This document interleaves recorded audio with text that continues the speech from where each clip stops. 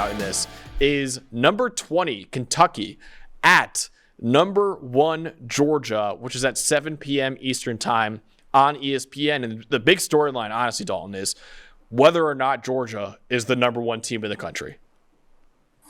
Yeah, we've already had a debate about this. There's debates about it going on everywhere. That they don't. The eye test tells you they don't look like it, but they're still fundamentally sound. They play good defense, and they're piecing it together on offense. That's, I think, the most concerning part. Is Carson Beck has been decent. He's been doing what the coaches tell him. Only 3 big time throws so far. Their offense is basically get first downs until we can pop something off with Brock Bowers, which, when you have the best tight end and maybe the best non-quarterback in the country, is a decent plan a lot of weeks. I think Georgia's definitely benefited from not having to play any elite teams so far. This is the best team they're going to play. But they don't look like the best team in the country, but they're getting it done. They're still getting the wins. So there's a funky dynamic here where if you were to look at 2023 alone, take out the 2 trophies and the reputation, where you wouldn't put them at number 1. I had them at number 4 earlier in the week. I've seen a few other top 10s where they're not number 1, and I think it's totally reasonable based on the lack of resume, and with the lack of resume, not blowing some of these teams out. A struggle for a round and a half with UAB. Struggle for a little more than half with South Carolina, almost losing to Auburn. If Auburn had a quarterback, Georgia might have lost that game. But you play the teams in front of you. They're not stomping them. They're figuring out things offensively. They don't have as much elite talent across the board as they had the last 2 weeks. You have Bowers. I talked about Malachi Starks the other day at safety, highest graded safety in the country. Other than that, there's not a ton of elite talent. There's good talent. McConkey, the front 7. I have issues with the pass rush. I have some concerns about inconsistency on their offense. But if they were to go out then and turn around and really beat up on a team like Kentucky at home, then you start having different conversations. Yeah, absolutely. And like you mentioned, Matt, I currently still have them at number 1. You have them number 4. I've seen people have them at number 7 or 8. Like it really is wide open right now. So wherever you have Georgia, I think is fair, honestly, because as the reigning back-to-back champs, they deserve the right to enter the season as number 1. But like you mentioned, they have not shown through 5 games that they are the best team in the country. They struggled with South Carolina. They struggled with Auburn. They trailed in the second half of both of those games. And South Carolina and Auburn are 2 teams that are outside the top 45 of PFF's power rankings that you can find at pff.com. Now you face a Kentucky team that, yes, is number 20 in the country. So this is the first ranked game for Georgia so far this season. But in PFF's power rankings, Kentucky is number 14 in the country in our power rankings. So this is a quality Kentucky team that you're playing. And yeah, this is a big prove it time for Georgia, because if they struggle to another victory, it won't be as bad as say the Auburn or the South Carolina ones. But if they lose this game, I mean, all of a sudden it's panic mode for Georgia. You're saying, oh my God, like, is this really the defending back-to-back champs? So it's going to be a big test for them this week, man, against Kentucky in this SEC East showdown. And really, these are, in my opinion, the 2 best teams in the SEC East too. I know Tennessee is still ranked right now, but I don't entirely trust Joe Milton in them as much as I do Georgia and Kentucky right now. But what is the matchup, Dalton, that you're ultimately watching in this game? Well, real quick, I think we just talked about it. Watch out for Missouri in that SEC. That's true. Yes, that's very true. Correct. I'm going to be honest. From what I've seen, they probably have the best offense of the group. Good call. Anyway, I'm expecting. I'll be honest with you. This is a weird one. This is going to be. It was a rock fight last year. Georgia won 16-6. I'm expecting another rock fight, and my problem is digging in on last year's game and digging in on this year's Kentucky tape. And I actually had the opportunity to grade them against Eastern Kentucky, which doesn't sound like a big deal, but through about 2.5 quarters, I was not impressed with their offense at all. It took them a long time, even against a team like an Eastern Kentucky, to pick it up. Now, last week, Ray Davis just mowed the Gators down. Yeah. Okay. He's going to need to be superhuman in this game. Yep. All right. They didn't block the Gators all that well. It was really more a factor of Davis just being Superman. It broke, I think, 11 tackles on the day, which is nuts.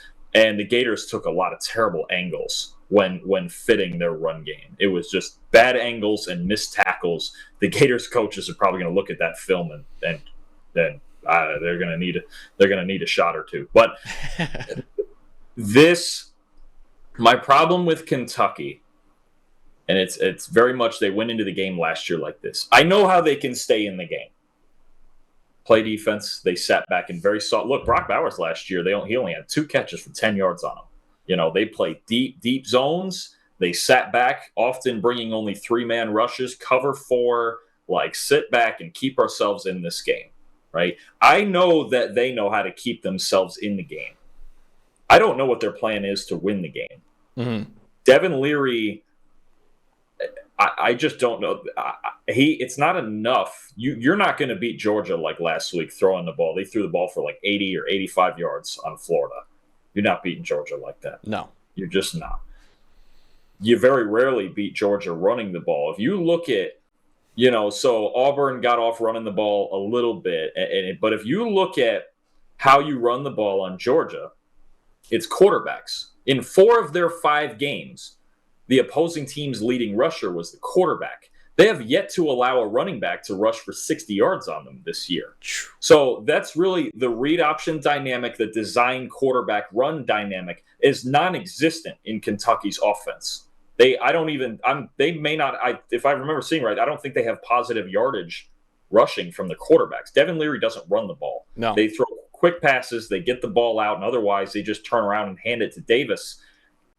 That just old school traditional style of football doesn't work against Kirby Smart. I mean, you go back even to his Alabama days. Wasn't there some years long streak where they didn't give up a 100-yard rusher? I think, yeah. Yeah, there's something crazy. They went, I don't remember. It was multiple years where it's been this many games since Alabama gave up a 100-yard rusher. And Georgia, if you take the quarterbacks out of it, they look like the same thing. If Kentucky thinks offensively they're just going to line up and run the ball the same way they did last week, it's not happening. And the problem is that's their offense. Yeah. Occasionally Devin Leary gets some quick passes off. They move the chains, they throw the basic stuff. But there isn't anything else dynamic other than Davis in this offense. Now, their defense can keep them in it. This is going to be a physical. Last year's game was a fist fight. It was 16-6, but Kentucky just couldn't make any game-changing plays that tilted it in their favor, and that was at Kentucky. Mm-hmm. The more I watched, on the surface, this looks like a game, and it probably will still offensively give Georgia issues, because Georgia really has their own issues on offense anyway. But I'm struggling to find, other than Ray Davis having a Heisman day, which, Georgia's a different animal than Florida. Florida just... their pursuit to the ball and their fits in the run game were a mess. I don't know where, especially their linebackers, I don't know where they were going. Kirby Smart's linebackers don't do that. Yeah. So this game, I want to believe in Kentucky, but it just looks so similar to last year, where it's just, you're going to get this rock fight and it's going to be physical and it's going to drag and it's going to drag and it's going to be, everybody complains nowadays in boxing that all the heavyweight fights go 12 rounds and nobody ever gets knocked out. That's what Kentucky does. Yeah.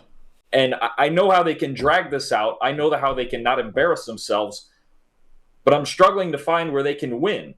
Because if Georgia's only going to give up, let's say it's more than 60. Let's say Ray Davis gets some normal number, 80 or 90 yards in this game, which he's done a couple of times this year. He had a huge day last week, but prior to that, I think he only had one other 100-yard rushing day.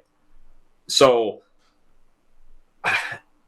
for as much as I am a little bit down on Georgia for being inconsistent, especially on offense, I have a hard time believing Kentucky's going to go into Athens with a very similar offense. Because, last year they had Chris Rodriguez and all that, and Will Levis and all that. It was a similar offense, and they shut down Rodriguez for 50-something yards, 55 yards, somewhere in there.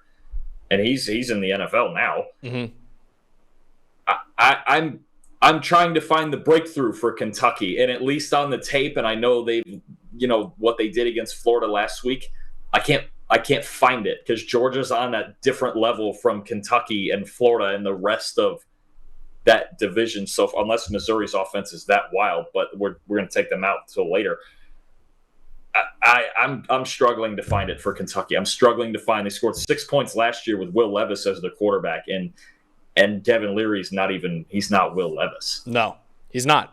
He really isn't. And Will Levis, like you said, like Georgia, to beat Georgia in the run game at least, so you have to have a quarterback that can run the ball. Will Levis would have been the perfect quarterback for them to have in this year's game, honestly. But yeah, it really is, man. The matchup really is whether or not Ray Davis can once again be, like you said, Superman. Because that's their offense. He is their offense. He had 280 yards, 3 touchdowns against Florida. And I think he made a great point.